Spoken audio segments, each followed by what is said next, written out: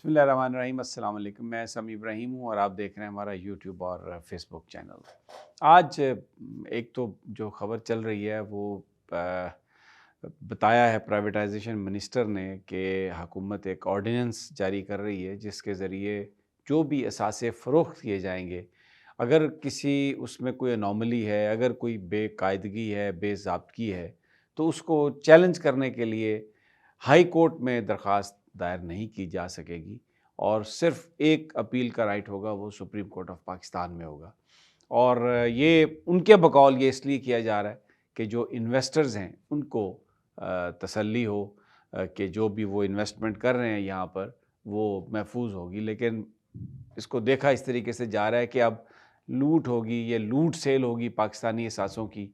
और बेचा जाएंगी, चीज़ें बेची जाएंगी, सस्ती बेची जाएंगी और उन पर एतराज़ात से बचने के लिए, कानूनी पेचीदगियों से बचने के लिए हुकूमत ने सोचा है कि ये ऑर्डिनेंस ही जारी कर दें कि अपील बस अब सिर्फ सुप्रीम कोर्ट में होगी। और वहाँ पर माशाल्लाह काजी फ़ायज़ ईसा बैठे हैं जो इस हुकूमत के साथ हैं और बड़ा मुश्किल है कि कोई ऐसा फ़ैसला वो करें जिससे इस हुकूमत के किसी काम में कोई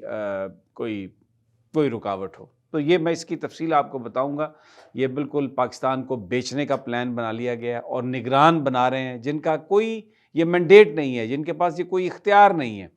और उसको कानूनी तौर पर इस लूट सेल को और मुबैना बेईमानियों को कानूनी शक्ल देने के लिए, एतराज़ात से बचने के लिए इन्होंने ये फ़ैसला किया है कि अदालतों में चैलेंज करने का इख्तियार ही ले लिया जाए, कानून ही बदल दिया जाए। यानी ये डे लाइट रॉबरी से भी मतलब कुछ ज़्यादा की चीज़ है, लेकिन ज़ाहिर है कोई इस पे बात बंदा नहीं कर रहा। ये मैं इस पर आता हूँ बाद में, लेकिन इससे पहले मैं आपको एक और जो 2 नंबरी है वो मैं आपको बताना चाहता हूँ। खतीजा शाह, हम सबको पता है, एक पीटीआई की एक सपोर्टर हैं, पाकिस्तान के एक साबिक जो फ़ौज के सरबराह हैं, उनकी वो नवासी हैं और लाहौर में उन्हें गिरफ़्तार थी। वो कई दफ़ा उनकी रिहाई के ऑर्डर हुए लेकिन उनको पकड़ लिया जाता था। अब लेटली जब उनको पकड़ा गया तो वो एक एमपीओ के तहत पब्लिक मेंटेनेंस ऑर्डर जो होता है, maintenance of public order actually, उसके तहत उनको पकड़ा गया था। आज सुबह डिप्टी कमिश्नर ने वो ऑर्डर विड्रॉ कर लिया क्योंकि आज उनकी दहशतगर्दी की है वो आज अदालत हाई कोर्ट में अपील थी उनकी, इस हवाले से उनके हस्बैंड ने दायर की हुई थी। तो बड़ा शोर मचा कि शायद हुकूमत को कोई एहसास हो गया और उन्होंने ये वापस ले लिया ऑर्डर और खतीजा शाह को रिहा कर दिया जाएगा। लेकिन पता ये चला कि एक और बोगस मुबैना बोगस केस बना लिया गया कोयटा में और वहाँ की पुलिस आ गई है उनको गिरफ्तार करने के लिए।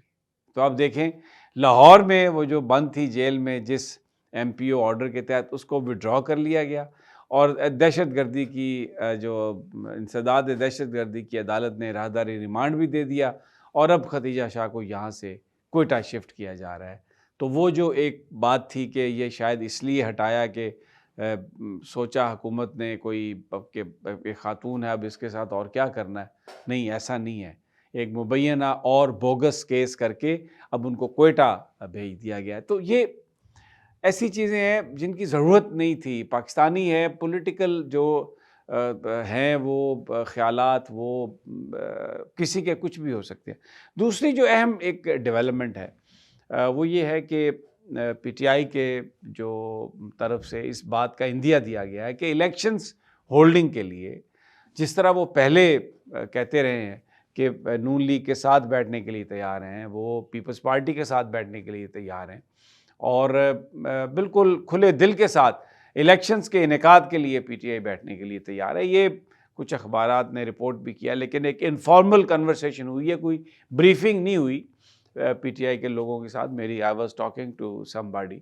और उसमें बिल्कुल पीटीआई मामलात जो है वो तय करने के लिए तैयार है इलेक्शंस के हवाले से, कोई इलेक्शन अलायंस के हवाले से नहीं, कोई अकाउंटेबिलिटी के हवाले से नहीं, लेकिन ज़ाहिर है इलेक्शन होना है, आगे का मंजरनामा बनना है, तो उसके लिए वो बिल्कुल बात करने के लिए तैयार हैं। पार्टी ने अगर बल्ले का निशान उन्हें नहीं मिलता, क्योंकि जिस तरीके से एतराज़ात किए गए हैं और उनको कहा गया है कि फ़ौरी तौर पर 2-3 दिन के अंदर जवाबात जमा कराएं चीफ इलेक्शन कमिश्नर की तरफ से, तो ऐसा लगता है कि बल्ले का निशान जो है वो प्रॉब्लम आएगी उसमें, इलेक्शन कमीशन जो है वो कोई गेम खेलेगा। तो उसके लिए भी पीटीआई ने फैसला कर लिया है कि फिर जो उम्मीदवारान हैं उनको इंडिपेंडेंटली लड़ाया जाएगा, एक सिंबल पे नहीं लड़ाया जाएगा, लेकिन वो जो लिस्ट है उम्मीदवारों की वो फिर बाकायदा तौर पर जारी कर दी जाएगी इमरान खान साहब के ट्विटर पर, ताकि लोगों को जो इबहाम है वो ख़त्म हो जाए। अब लाहौर में अब पंजाब में जो है वो इंतखाबी कैंपेन का आगाज़ होने वाला है और उसमें लाहौर में रैली निकली है। इसके बाद अब फैसलाबाद, गुजरांवाला, मुल्तान और यहाँ पर अटक में जो है वर्कर्स कन्वेंशंस उनका इनेकाद किया जा रहा है और ये अगले 3-4 दिनों में उसकी अनाउंसमेंट भी मुतवक्को है। और इलेक्शन शेड्यूल अभी तक नहीं आया, लेकिन वो अब जो है वो काउंटडाउन शुरू है और ये अगले 4-5 दिनों के अंदर अंदर इलेक्शन शेड्यूल का ऐलान मस्ट है, इसलिए कि फिर आपको कम से कम 54-56 दिन तो चाहिए इलेक्शन के लिए, उसकी कैंपेन करने के लिए, कागजात नामजदगी के लिए, फिर उस पर अपीलें, फिर उनकी समाअत, फिर अगर ख़िलाफ़ कोई फ़ैसला आए तो ट्रिब्यूनल्स में वो जाएंगे लोग, उम्मीदवार जो हैं, अगर जिनके कागजात रिजेक्ट हुए। तो एक गहमा गहमी जो है पीटीआई ने भरपूर फ़ैसला कर लिया कि वो इसमें पार्टिसिपेट करेंगे। इमरान खान साहब ने जो पूरी इसके हवाले से हदायत जारी कर दी हैं, तो वेरी इंटरेस्टिंग जो है वो, क्योंकि केपीके में तो जो अवामी जलसों की जो पॉलिटिक्स है उसमें पीटीआई ने तमाम जमातों को क्लीन स्वीप कर दिया, यानी एग्जिस्ट ही कोई नहीं जमात कर रही, कोई जलसा कर ही नहीं सकी। और पंजाब में भी जो नून लीग ने जलसियाँ की हैं, मरियम नवाज़ ने, तो वो बिल्कुल टोटल वो हो गया। और अब लोगों की हमदर्दियाँ लेने के लिए अब एक नई जो कैंपेन है वो चलाई गई। आज अंसार अब्बासी साहब ने एक कॉलम लिखा है, क्योंकि आपको याद होगा मैंने बताया था कि ये हदायत की है नवाज शरीफ साहब ने कि उनके नाम के साथ ये जो लिखा जा रहा है कि वो लाडले हैं और ताकतवर लोगों की सपोर्ट उन्हें हासिल है, सिस्टम उन्हें सपोर्ट कर रहा है, तो इस इम्प्रेशन को ख़त्म करें, क्योंकि लोग मुझे सुनेंगे नहीं, लोग मुझे वोट नहीं देंगे। तो अब आज अंसार अब्बासी साहब ने एक और तरीके से कॉलम लिखा है जिसमें कहा है कि जी मियाँ साहब बड़े गुस्से में हैं, वो अकाउंटेबिलिटी की बात कर रहे हैं और वो सिस्टम को तब्दील करने की बात कर रहे हैं, सिस्टम के ख़िलाफ़ बात कर रहे हैं। तो मियाँ साहब ये ना करें, अगर आपने ये किया तो फिर इमरान खान जैसा सलूक हो जाएगा, फिर आप इमरान खान में और आप में क्या फ़र्क रह जाएगा। यानी उनकी एक इमेज बिल्डिंग करने की कोशिश की जा रही है कि किसी तरीके से लोग किसी चकमे में आ जाएं कि सिस्टम को बदलना चाहते हैं, स्टेटस को बदलना चाहते हैं नवाज शरीफ। ऐसा कुछ नहीं है, ये हाथी के दांत दिखाने के और खाने के और लोग बिल्कुल मुकम्मल तौर पे समझ चुके हैं। इसीलिए इवन लाहौर में भी मियाँ नवाज शरीफ की हैसियत ऐसी नहीं है जो लोग और सर्विस बताते हैं कि वो कुछ सीट आसानी से जीत सकें। तो ये एक नया पैटर्न, एक नया अंदाज़ चलाया है इन्होंने नवाज शरीफ साहब को, क्योंकि कोई बंदा सुनने के लिए तैयार ही नहीं है। सिस्टम ने जिस तरह से उनको सपोर्ट किया है और उन्होंने अपनी सज़ाएं माफ़ करा ली हैं और अपनी एलिजिबिलिटी जो है वो उसकी तरफ जा रहे हैं, तो अब थोड़ा तासुर बनाना चाहते हैं कि जैसे मैं ख़िलाफ़ हूँ एस्टेब्लिशमेंट के और सिस्टम के और मैं अकाउंटेबिलिटी की बात कर रहा हूँ। लेकिन मेरा ख़्याल है इट इज़ टू लेट, लोग पाकिस्तान के समझ गए हैं। आखिर में आपको मैं ये बता दूँ कि इस्लामाबाद हाई कोर्ट में आज जो जस्टिस बाबर सत्तार ने समाअत की है, जो MPO के तहत और गिरफ्तारियां लोगों की, उनको नज़रबंद, इसके बावजूद कि अदालतें उस ऑर्डर को गैर कानूनी करार दे रही थी, तो तौहीन अदालत का एक DC इस्लामाबाद इरफान मेमन और SP ऑपरेशन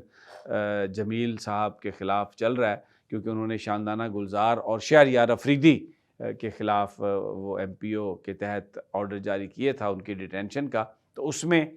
अब ये जज साहब ने कह दिया है कि 15 जनवरी को डेली बेसिस पर इसकी समाअत शुरू होगी और आपने जो एविडेंस देना है आप वो जमा करवा दें। तो बाबर सत्तार साहब कोई बज़ाहिर इसमें कोई रिस्पाइट नहीं दे रहे हैं, ना कोई रिलीफ बज़ाहिर देते हुए नज़र आ रहे हैं, but let's see what happens, case उनके पास रहता है या हटा लिया जाता है या क्या होता है। और आखिर में जो भारतीय सुप्रीम कोर्ट ने फ़ैसला किया है, एक मजाक उड़ाया उन्होंने अपना भी, और जो थोड़ा बहुत उनका इमेज था वो भी उसको बर्बाद कर दिया। अगली वीडियो तक इजाज़त, अल्लाह।